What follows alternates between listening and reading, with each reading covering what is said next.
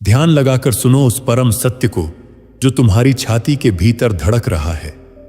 ये जो तुम्हारे सीने में दिन रात धक धक करता है, जिसे तुम दिल कहते हो, यह केवल मांस का लोथड़ा या खून फेंकने वाली मशीन भर नहीं है। यह तो चित्रगुप्त की वो गुप्त तिजोरी है जिसमें तुम्हारे हर पाप और हर पुण्य का हिसाब पालथी मारकर बैठा है। आज मैं तुम्हें उन विचित्र और डरावनी बातों का भेद बताता हूं जो यह तय करती हैं कि किन लोगों की सांसें अचानक बिना किसी चेतावनी के झटके के साथ उखड़ जाती हैं। जिसे तुम हार्ट अटैक कहते हो, वह वास्तव में यमराज का वो अदृश्य पाश है जो सीधे कलेजे पर आकर कस जाता है। शास्त्र कहता है कि मृत्यु तो निश्चित है, मगर उसका तरीका तुम्हारे कर्म तय करते हैं। क्या तुमने कभी सोचा है कि क्यों कोई चलता फिरता हंसता खेलता इंसान अचानक छाती पकड़कर जमीन पर गिर पड़ता है? गरुड़ पुराण के पन्ने चीख चीख कर गवाही देते हैं कि यह कोई इत्तेफाक नहीं है। यह उन लोगों की मौत है जिनके कर्मों का घड़ा भर चुका है और अब उसमें एक बूंद भी और पाप समाने की जगह नहीं बची है। सबसे पहले उन अभागों की बात करते हैं जिनकी मौत हार्ट अटैक से लिखी होती है। यह वो लोग हैं जिन्होंने जीवन भर विश्वास का गला घोंटा है। हमारे प्राचीन ग्रंथ कहते हैं कि हृदय विश्वास का स्थान है। जब कोई इंसान किसी भोले भाले जीव का, अपने मित्र का या अपनी पत्नी का भरोसा तोड़ता है तो उसे लगता है कि किसी ने नहीं देखा, लेकिन उस वक्त ब्रह्मांड की एक अदृश्य नाड़ी जो सीधे उसके दिल से जुड़ी होती है, उसमें एक गांठ पड़ जाती है। जैसे जैसे धोखे बढ़ते हैं, ये गांठें सख्त होती जाती हैं। जब आखिरी धोखा दिया जाता है तो यही गांठें उस रक्त को रोक देती हैं जो जीवन चला रहा था। इसे ही आज के वैद्य ब्लॉकेज कहते हैं, पर असल में यह तुम्हारे पापों की वो दीवार है जिसे अब खून भी पार नहीं कर पा रहा। गरुड़ पुराण में एक बड़ा ही विचित्र वर्णन आता है मर्म छेदन का। हृदय शरीर का सबसे कोमल और पवित्र मर्म स्थान है। जिन लोगों ने अपनी जुबान से दूसरों के दिल पर गहरे घाव किए हैं, जिन्होंने अपनी कड़वी बातों से दूसरों की आत्मा को छलनी किया है, उनकी मौत कभी शांत नहीं होती।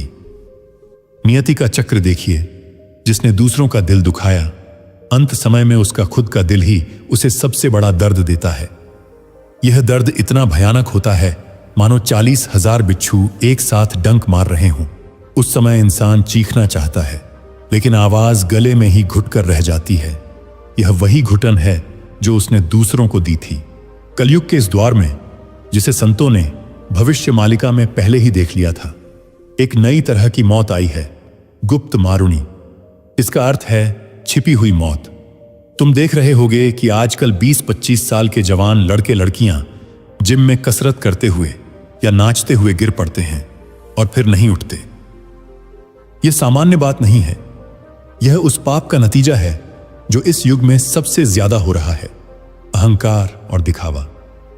जब इंसान अपने शरीर को ही सब कुछ मान लेता है, जब वह ईश्वर को भूलकर केवल मांसपेशियों को पूजने लगता है, तो शरीर के भीतर की प्राण वायु विद्रोह कर देती है। भविष्य मालिका कहती है कि कलयुग के अंत में लोग ऐसे ही गिरेंगे जैसे आंधी में सूखे पत्ते गिरते हैं। यह उन लोगों के साथ होगा जो धर्म को भूलकर भोग विलास और नशे में डूब चुके हैं।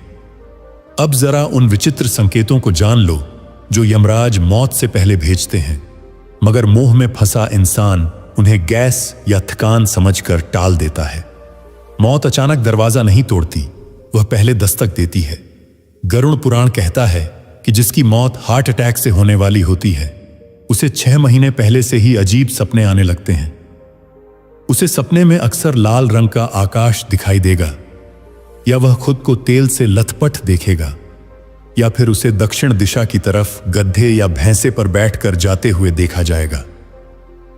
कई बार उसे सपने में काले वस्त्र पहने हुए विकराल लोग दिखाई देंगे जो उसे घसीट रहे होंगे। यह यमदूतों की परछाई है जो उसके करीब आ चुकी है। एक और बहुत ही डरावना लक्षण है परछाई का रूठना। अगर कोई इंसान तेल या पानी में अपना चेहरा देखे और उसे अपना सिर दिखाई न दे, या परछाई धड़ से अलग दिखे, तो समझ लो कि उस शरीर में अब प्राणों का रहना मुश्किल हो गया है। आयुर्वेद के अर्श बताते हैं कि हार्ट अटैक आने से कुछ दिन पहले इंसान का स्वभाव एकदम बदल जाता है।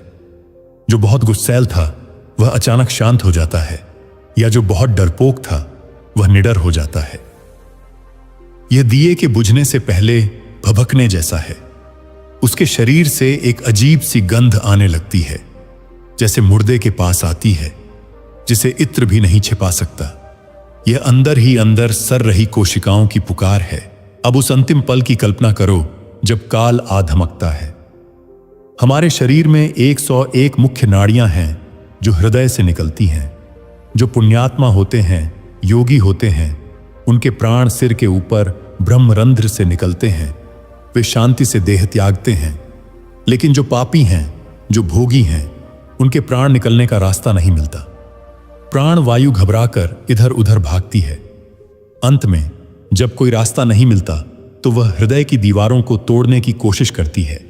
यही वह क्षण है जिसे तुम हार्ट अटैक कहते हो। उस समय छाती में जो जलन होती है वह कुंभीपाक नरक की आग की पहली झलक होती है। कुंभीपाक वह जगह है जहां पापियों को खौलते तेल में पकाया जाता है। यह सजा उन लोगों के लिए है जिन्होंने बेजुबान जानवरों को मारकर खाया है। सोचो, जब किसी जानवर को काटा जाता है तो उसका दिल कितनी जोर से धड़कता होगा। वही खौफ, वही कंपन उस मांस में समा जाता है। जब इंसान उसे खाता है तो वह उस मृत्यु भय को अपने अंदर उतार लेता है। अंत समय में वही भय हार्ट अटैक बनकर सामने आता है। यमदूत जब आते हैं तो वे बहुत भयानक होते हैं। उनकी आंखें अंगारे जैसी होती हैं और हाथ में काल पाश होता है। हार्ट अटैक से मरने वाला व्यक्ति उन्हें देखता है, इसलिए उसकी आंखें फटी की फटी रह जाती हैं। वह बोलना चाहता है बचाओ, लेकिन जीभ तालू से चिपक जाती है। जिसे डॉक्टर सांस फूलना कहते हैं, वह असल में प्राणों की यमदूतों के साथ खींचातानी है। यमदूत अंगूठे के बराबर के सूक्ष्म शरीर को जबरदस्ती दिल से खींचते हैं। चूंकि उस व्यक्ति का मोह अपने परिवार, अपने पैसे और अपने मकान में बहुत गहरा होता है, वह निकलना नहीं चाहता। इस संघर्ष में हृदय पर इतना दबाव पड़ता है कि वह फट जाता है। एक और विचित्र बात जान लो, हार्ट अटैक अक्सर अकाल मृत्यु होती है। यानी उस व्यक्ति की उम्र अभी बची थी, लेकिन उसने अपने कुकर्मों से, अपने खानपान से और अपने तनाव से उसे पहले ही खत्म कर लिया। ऐसी आत्मा को तुरंत शांति नहीं मिलती। वह प्रेत बनकर उसी घर में भटकती है। उसे भूख लगती है, प्यास लगती है। वह अपने बच्चों को रोते हुए देखती है, पुकारती है, लेकिन कोई उसकी आवाज नहीं सुन सकता। वह वायु रूप में वहीं मंडराती रहती है जब तक कि उसकी कुदरती उम्र पूरी नहीं हो जाती।